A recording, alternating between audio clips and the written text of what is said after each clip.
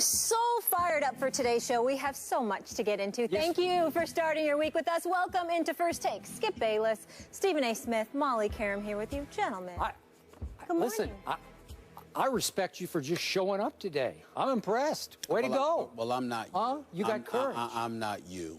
I get my comeuppance today. This was not a good weekend for me.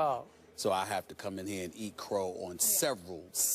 Will you shake He my might have hand got a first, couple right. Thank you. I really didn't want to. All right, I know. But I will. I know you didn't. You got me today. You got me today. All right, I got it. All right, here we go. I got it. You had a good week. But how about Except for them my Cowboys? We'll get into them in just a bit, and of course, Dez as well. But first, let's focus on the battle of undefeateds. The Broncos defense, reminiscent of the Orange Crush, made the Packers offense look pedestrian with a 29-10 win in Mile High. Skip, was this more about Denver's defense or Aaron Rodgers? Oh, wait a second. Stephen A. Smith, I got my stats here, and my stats say, did I fall asleep and dream that Aaron Rodgers had a grand total of 77 yards can I repeat that again? Yeah. 77 yards passing? So once again, last night, the bad man was just bad. In fact, he was beyond bad. He was horrible, the bad man was. I got to say this because this was my final thought at the end of that game last night. For once, Aaron Rodgers looked more like Mr. Rodgers. He really did. The Denver Broncos made Aaron Rodgers look like Mr. Rodgers. Who knew? Who would have thought? And I'm going to ask you again, as I sit here and ask you week after week, when are you and all those blind Aaron Rodgers worshipers out there, most of you in Packer Nation, when are you going to wake up? And when are you going to realize that the bad man just is not that good, especially when it matters most? Now, again, for perspective, the bad man did go on one miraculous road team playoff run, a wild card run through the playoffs that consisted of winning at Michael Vick in Philadelphia when he was really shaky, at Matt Ryan when he was really shaky, and then at Jay Cutler when he wound up on the bicycle in the second half. Your favorite game off which to ridicule Jay Cutler. Those are the three games Aaron Rodgers won to get to a Super Bowl in which Troy Polamalu was not able to run on his bad hamstring, and during which Aaron Rodgers' defense was sensational and did a number on Big Ben in that Super Bowl. So that was a long time ago. And since then, your man Aaron Rodgers is 2-4 in the postseason. And as of last night, Aaron Rodgers on the road in primetime games, nighttime games, he fell to 3-9. On the road, primetime, 3-9 for the bad man who was just bad? So the point is, he can front run at Lambeau Field. We know that. And most of their games are at Lambeau Field because they play about three-quarters of their games at home. But you make him play away under the lights, and Aaron Rodgers melts. And look, I realize the Denver Broncos have the best pass rush in pro football. There's no doubt about that.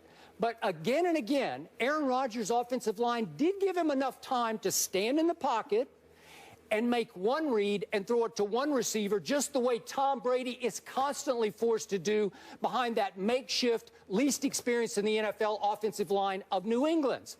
But again and again, Aaron Rodgers stood behind his offensive line, and he tap danced like the late, great Gregory Hines. He did. He tap danced. They kept him in the pocket. They would not let him loose, and he tap danced like the late, great Gregory Hines. I've never seen anything like it before. Aaron Rodgers does not belong in the same sentence with Tom Brady, so I strike the sentence I just uttered because it doesn't count. He doesn't belong in that sentence.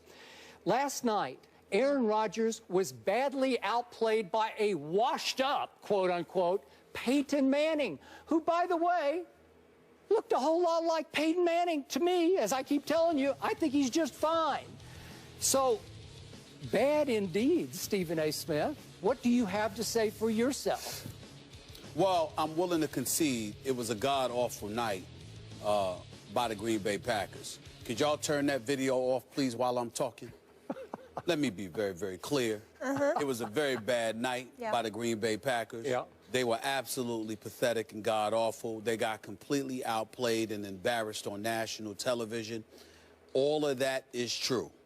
But, Skip Bayless, I'm here to tell you I am not willing to concede what you have conceded about that bad man that is Aaron Rodgers, who undoubtedly had the worst night I've ever seen him have in all my years of watching him. There is no question about that. It was anemic. It was pathetic. It was awful. He passed for 35 yards, I think 37 yards, I'm sorry, in the first half. He only attempted 12 passes in the first half. He finished the game only attempting 22 passes, completing 14 for 77 yards.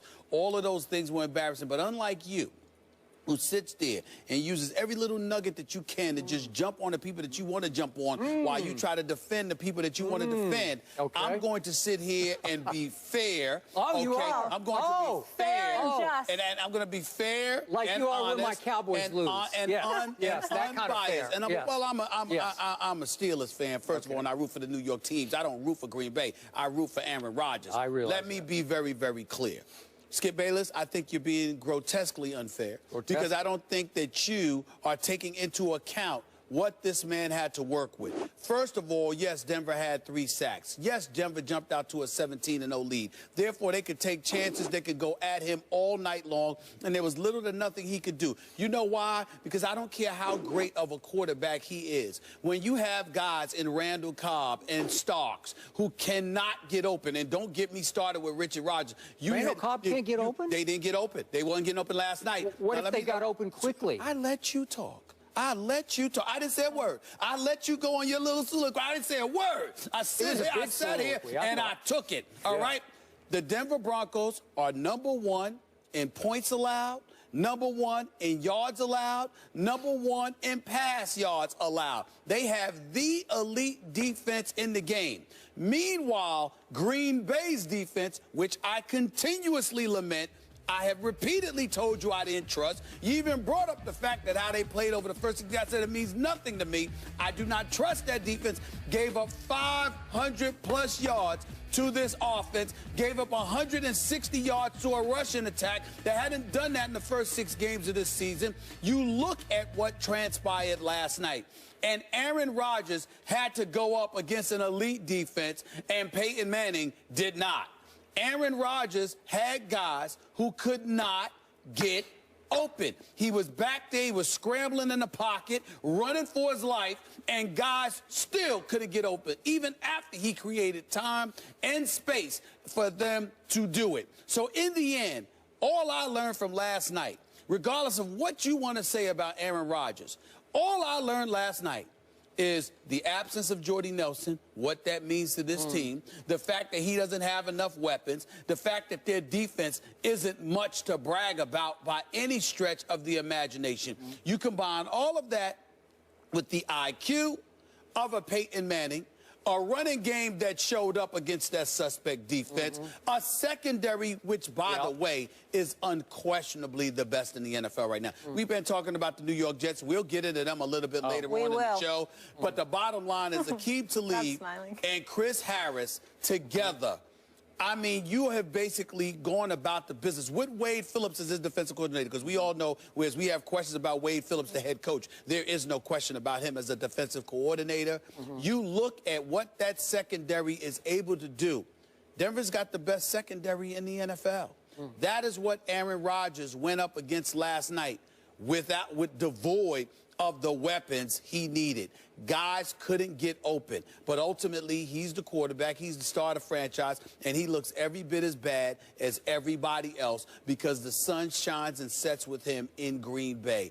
It is what it is, period. Green Bay, to me, I just wasn't impressed. Okay. Now, I'm going to remind you, Green Bay's defense came into this game last night ranked #1 in the NFL in points allowed. Right. Remember? Yes. Okay, so you can't tell me that Green Bay's defense is all that. Well, who had they gone against, Skip? Broncos. What's that? Who had they gone against? That was my issue with Green Bay. I didn't think much of them is all I'm trying to say to you. I've never been sold on them. I think everything about Green Bay, all right, with the exception of Shields making a play here or there, or ha-ha Clint Dix, the bottom line is it's about Clay Matthews and whether or not he can get to the quarterback. If he can't do it, you don't hear much about anything from Green Bay's defense. They usually don't break, but they bend an awful lot. And against somebody like Peyton Manning, they're going to break. In the end, this defense got exposed. big time. That's what happened last night more than anything. The offense, look, man, you've got a guy in Starks, for example. You just look at him. I'm sorry, Joe. You just look at these guys. With the Giants, with the Oakland Raiders, couldn't last. Everybody was making a big deal about what he was going to do when he was with Green Bay. What has happened? Couldn't get open last night. Randall Cobb had 6 receptions. He could barely do but so much because they were able to key on him. You're limited. It's just that simple. You're just limited.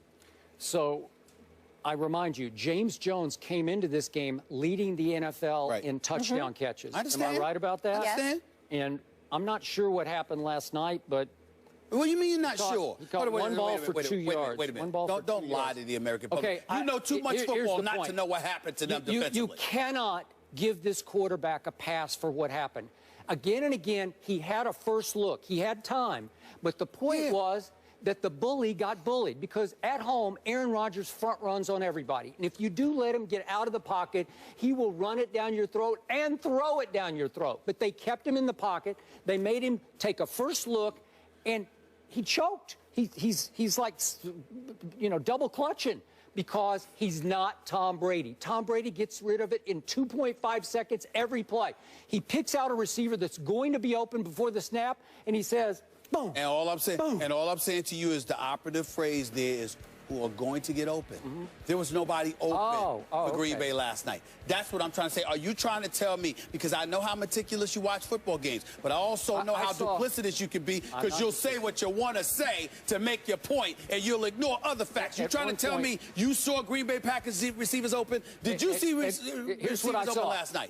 Did you see receivers open? Yes, I saw Randall Cobb finally catch a ball and look up like, I've been open. Like he's looking around like, I've been open. Find me. I've been open. Aaron. I've been open. Mr. Rogers. Against Akeem Talib and Chris Harris. Really? You sure about that? You know better. You know better. You know there was nobody open.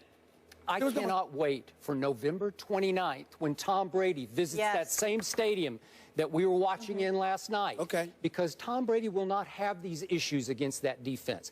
I'm not saying he'll pick it to pieces, but trust me, I'll bet you right now, Tom Brady throws for more than 77 yards. We're going to discuss that one later. We will discuss it later, but Tom Brady will have 77 yards in warm-ups, in pregame warm-ups. He will have 77. I would like to remind you, he does have somebody by the name of Rob Gronkowski. And when you have the best tight end in football who forces you to suffocate the middle to some degree, and you can't cheat on the outside the way you can against most teams, that does go a mighty long way. And I'm not taking away anything from Amendola or Julian Edelman, because I know that they played effectively with Tom Brady as their quarterback. What I'm saying to you is this. That's an elite weapon to have. A matter of fact, we've debated about Peyton Manning. You know, Owen Daniels and Green showed up at the tight end spot yesterday, but they were missing in action the first 6 games, So a lot of people felt that had something to do with what has served to neutralize Denver's offense. Having an elite tight end helps. Having Julius Thomas all of those years helped Peyton Manning. That not having him has affected Peyton Manning. You're Tom Brady, and you have Rob Gronkowski. That goes a mighty long way. Who the hell does Aaron Rodgers have? Richard Rodgers. Sounds like a daggone burger, for crying out loud. I mean, are you kidding me? I don't want to hear that. Like Roy Rodgers? Yes, sir, like Roy Rodgers. Like a burger joint. I meant a burger joint. I meant a burger joint. But what I'm saying to you is that that's what like you a have. Composer to me. Yeah, something like that. Well, it sounds like a burger joint to me. But well, it's like, where both your minds that's go. what you have. That's what you have available to you. Again, this is not the day for me to make a case for Aaron Rodgers. He got beat down last time. I've never seen him look that bad. It wasn't a beautiful day in the neighborhood. I haven't seen him. That's right. Wasn't a beautiful day. Touche. Yes, thank you. I have not seen Aaron Rodgers look that bad. But I also didn't see any receivers open. And I think that had a lot to do with it. It had I really a lot to do with it? I really believe that. Yeah, and Tom Brady has who to get deep? Who's their deep? Wait a minute, wait.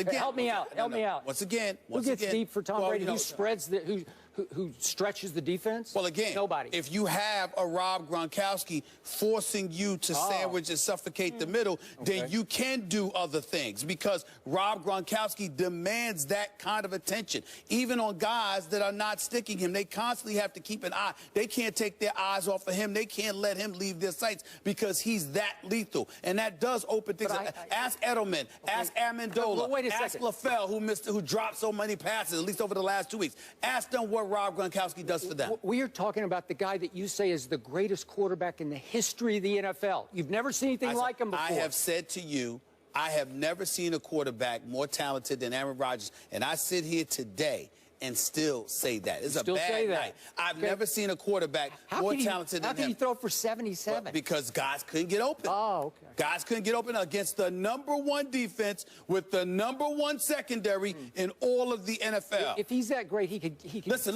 You have said Aqib Talib is great during the regular season. You worry about his durability and his reliability come postseason time. You've praised Chris Harris. We know how elite those dudes are. With the TJ Ward and the rest of the crew up in there, look, they can ball, man. Their defense is no joke. And now that they've got Wade Phillips, that helps even more. I mean, Gary Kubiak's got to be the luckiest man on the planet. Mediocrity in Houston, coaching the team, and you land in Denver with that. I mean, it's unbelievable. Yeah, listen, only in America, but it is what it is. Okay. Aaron Rodgers got beat down last night. Last 2 quick points. Period. Tom Brady throws open his receivers. That's what Aaron Rodgers should have done last night.